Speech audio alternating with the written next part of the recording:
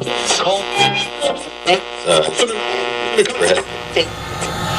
1985, in a modest studio filled with passion and crackling microphones, CFL Radio went live. It began as the voice for the community and became the heartbeat of a generation. Back in those days, we were all very young. I was 23, 24. And really, we had little idea about what we were about to embark on. And it was a crazy, wonderful time with a lot of young people taking on this huge experiment that nobody had ever done before. And we always want to be their voice. And that's why we're constantly changing. And of course, as we age, sometimes we struggle with coming to terms with that. And that's why we started all the other radio stations to cater for that, to allow a wider audience of people to enjoy the style of radio that we introduced to the market back on July 5th, 1985. In 1986, the Home and Leisure Show was organized by Total Event Company and the beginning of the events arm of the business. Events such as Fiji Showcase, Tundra Kahani came to life. By the 90s, CFL was no longer just a radio station. It had transformed into a full-fledged movement. This growth was amplified by the launch of their 2 new radio stations and their very first website.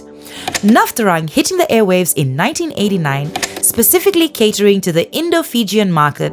In 1994, our sister station PNG FM opened its doors, while VTFM followed in 1996, bringing an Itaukei-centric sound tailored for its audience. fijivillage.com launched straight after in 1997 in response to the growing popularity of the internet at the time. This expansion solidified CFL's impact, connecting with an even wider range of listeners across Fiji.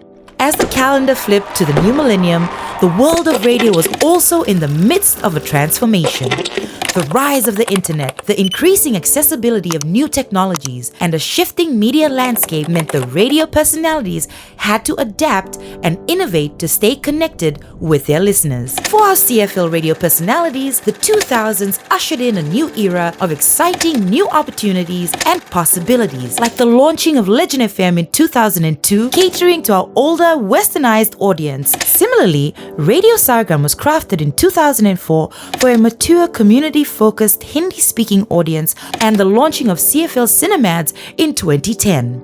Now known as Magic Factory, CFL's very own audio-visual powerhouse, but also the challenge of staying relevant in a rapidly evolving media environment. This digital age had become a double-edged sword, presenting both challenges but also incredible opportunities for CFL radio personalities. For us, going digital just meant that our radio personalities had to become more versatile, more interactive, and more digital savvy. It wasn't about abandoning the studio, but rather about meeting our audiences where they are now, whether it's tuning in on a traditional radio, streaming on their phone, attending any of our events, or interacting on a social media platform. CFL has that covered. The essence of good radio: connection, personality, and engaging content, something we're pretty good at doing.